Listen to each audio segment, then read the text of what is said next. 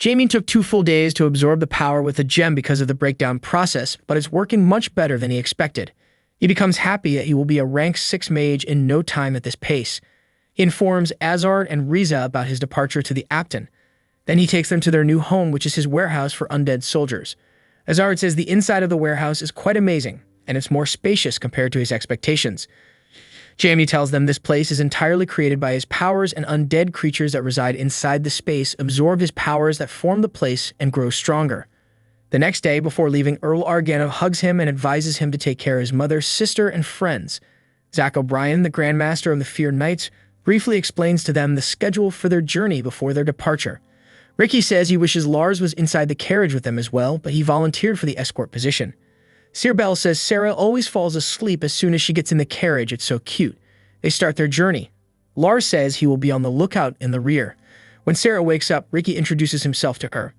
2 days later, when it starts raining outside, Lars says isn't it boring to stay inside the carriage the whole time? He has a story to share if they would like. He then tells them the story and says there is a myth about the Maitreyan mountains that they are passing through right now. This happened a long time ago when the dragons were still soaring through the skies and the elves resided in the mountains. The Maitreyan mountains were back then just a single large mountain. It was a peaceful time when 2 dragons appeared in the area. The evil-natured black dragon and the good-natured blue dragon called Maitre. Maitre fell in love with the human mage. The dragon clan was absolutely furious at the idea of the dragon falling in love with a human and sent a black dragon to kill the human mage. The battle was so fierce that the large mountain was divided into many mountains and torrential waterways were created. After a long fight, Maitre and the human mage finally drove away the black dragon, but the mage, the blue dragon's lover, lost his life in the battle. It is said that Maitre, the blue dragon, still resides somewhere deep in the mountains, mourning the loss of her lover. Anna says she heard that ever since then it has been raining frequently in this area. Lars says that is why the bards call the heavy rain in this area the dragon's tears. Suddenly, their carriage gets disturbed due to heavy rain, a lightning strike on the carriage, and they all become frightened.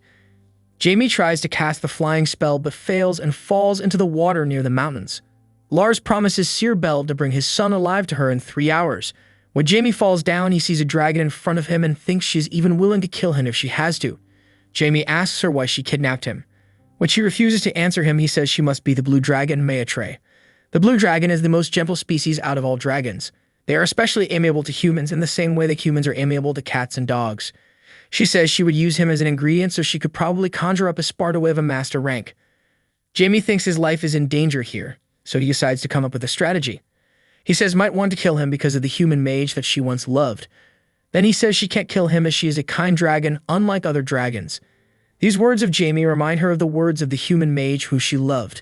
After knowing that Jamie knows a lot about her, she starts telling her story and says it was about 700 years ago she fell in love with Ganon, a dark mage. He was a kind-hearted mage that achieved rank 9 as a human being. They were happy together until the Dragon Lord commanded other dragons to kill him. They got away from the chasers and hid in the depths of these mountains, and then Ganon died. Then the clan started wiping out every single trace of Ganon from history because they wanted to keep this truth hidden from the rest of the world. She says she is here just to protect the little things Ganon left. Then she takes him to Ganon's grave as Jamie requests to pay homage to him. He becomes shocked by the bracelet on Ganon's grave. It is a shell of absolute immunity, one of 3 divine magical artifacts that Diablo Volper created to aid in the battle against the 12 gods. When he inquires about the bracelet, Maitre says it was Ganon's and had amazing power. It saved his life more than a few times when he was alive. She also says he had left some records, including a journal. When Jamie requests to see it, she takes him with her to where the journal is. She says it will not actually be of any practical use because Jamie won't be able to open it as it is sealed and can't be broken by a human mage. But he opens it through a dark aura and reads it. This journal contains all secrets about their love and also some information about the memorial stone. He also finds a hidden truth that reveals how humans fell slaves to the 12 gods some 60,000 years ago. Jamie says the human race will again be free and prosper as he will do all efforts for this. Maitre becomes sad and wishes to go back to that time and spend time with him again. Then she asks him about his dark aura. Jamie says it's just a simple dark magic spell. He further tells him that he is a mage that shares Ganon's legacy. When she says everything Ganon left is here in this place, then how can he share his legacy when he has never even seen him? Jamie says of course he never recovered anything from him directly, but he seeks to walk the same path that Ganon had walked in the past, so in that sense he can say he shares his legacy. Maitre says as Ganon despised the 12 gods and the dragons that agreed with them, if Jamie seeks to walk the same path as he, then it will lead to an impossible mission. Each of the 12 gods can withstand the entire clan of dragons, and there are 12 of them, so he should heed her advice and live the life of a normal human. But Jamie refuses to give up and says he will fight against 12 gods. She gives that bracelet to him and promises to be by his side to help him. Jamie says her thanks as a promise made by a dragon is something great. When Jamie comes outside, he sees Lars looking for him. Everyone becomes so delighted to see him. They all are warmly welcome in Earl Pierre's mansion. Sir Bells pays thanks for great hospitality.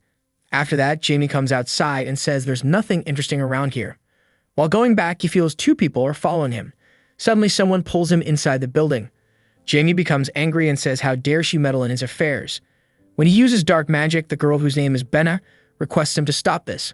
He says it looks like she's a user of dark magic, so why does she attack him all of a sudden? She calls him so mean as she was simply trying to help him. She only stepped in because she thought he was going to get kidnapped by those dark mages. Jamie says she is in the same school as those fools and she saved him from them by using the warp portal that she stole from her school. She says it's true and she saved him because she couldn't let them conduct terrible human experiments on a young child like him. Jamie builds an invisible wall around her and asks her to answer a few more questions as it is her last chance. Otherwise, once he enters her brain using dark mana, there may be no turning back. She tells him she lost her parents 10 years ago and was forced to become a dark mage. She was terrified of the experiments that took away the lives of living creatures, and her colleagues mocked her and trampled on her for being soft, but she still couldn't muster up the courage to run away. She requests him to be her teacher as she cannot want such a kind life anymore. Jamie disappears from there. Benna says she must find him quickly and get him to safety. Suddenly, her fellow Hilla grabs her and says she is slow and useless as always. Hilla says Benna would be punished for being late and disobeying her. Benna says sorry and promises not to disobey again. Jamie arrives there and asks Benna not to be terrified of this loser. Hilla says after killing this intruder, she will kill Benna too for bringing in an outsider. When Benna gets Jamie's support, she says she doesn't want to be someone be fit for a terrible place like this. She no longer wishes to live this way. Jamie appreciates her and says it's always the first step that is the hardest. The next one shouldn't be too difficult. An old man named Gab, who is the director of her school, becomes happy to see that finally, Benna has awakened the power of the Valkyrie. Valkyrie is a tribe of notable fairies also known as the bellicose fairs. They once had the power and the valor to even wage war against the 12 gods themselves. Although they lost the fight, it is said that their remnants hid in remote places that the sights of the 12 gods should not reach. Jamie says it's probably the work of Gab, who had put her under tremendous pressure to subdue her tenacity.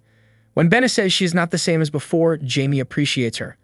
All fellows of Benna come towards her and ask why she goes against them. Jamie tells her that none of them are acting on their own will. They're all brainwashed. They probably have been slaves to their director without minds of their own for quite some time now. Everything they did to her thus far was all the director's doing. He asks her to pull herself together to go and pay them back. She uses her powers to fight with them. After some time, Jamie uses the Violet Spike spell and all of them become faint. Gab comes there and says Jamie seems to possess incredible power, so he would like to make an offer. He says as he is working on a plan, should it come to fruition, they could easily rule over an entire kingdom. Jamie refuses to accept his offer. When Benna asks him the reason for all this, he tells him that he can sense tremendous vitality from within her body.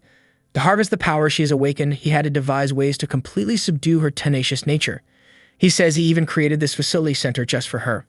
Now all he has left to do now is bring to life the dark aura that she has been imbued with for over 10 years. Jamie interrupts him and says he just got rid of all the dark aura imbued within her body just now.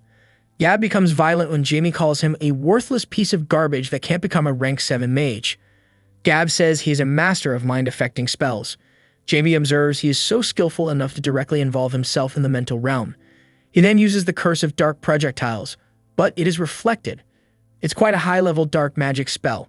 Gab casts Aesthetics of Stillness and says Jamie will enter the state of eternal stillness in a fraction of a second. He says this is the ultimate curse that none other than he, Master of Curses, created. With this powerful spell, the wall that separates him from rank 7 should break. But when Jamie breaks his spell of Aesthetics of Stillness, he falls down and becomes shocked and inquires how he breaks his spell. Jamie says it's all because of the shell of absolute immunity.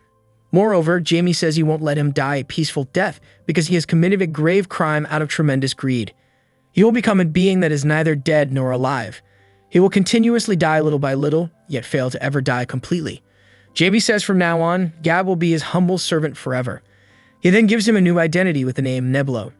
Jamie then says to Benna it's a fitting end to someone that made her go through a living hell for the past 10 years. Benna again requests him to be his teacher. She uses a transformation spell and becomes Pink Squirrel and says she will live with him now. When he comes back, he meets his grandfather, who becomes so elated to meet him finally and tells him that he has been waiting to meet him in person for a long time. At night, while talking to Sears Bell, grandfather says he has seen a glimpse of the power that Jamie harnesses. He is really astounding, and in the future, the entire world will revolve around Jamie. She says yes, she and Earl are well aware of his hidden talent, and she is so relieved that she can finally offer something to protect her boy as a mother, but she is worried about the Earl, as Earl made an enemy of the Order of the Faith in Zenith, so she is worried they may cause harm to their son anytime. Benna transforms into a human when Jamie absorbs mana. Jamie reprimands her and warns her not to alter her form. She claims that maintaining that form is quite unpleasant. In order to avoid being seen, he instructs her to change back into a squirrel. Jamie suddenly senses a powerful strength. It appears to be bloodlust and claims to be coming from the area where Mother is. When he spots an unknown individual, Beryl, he rushes to his mother.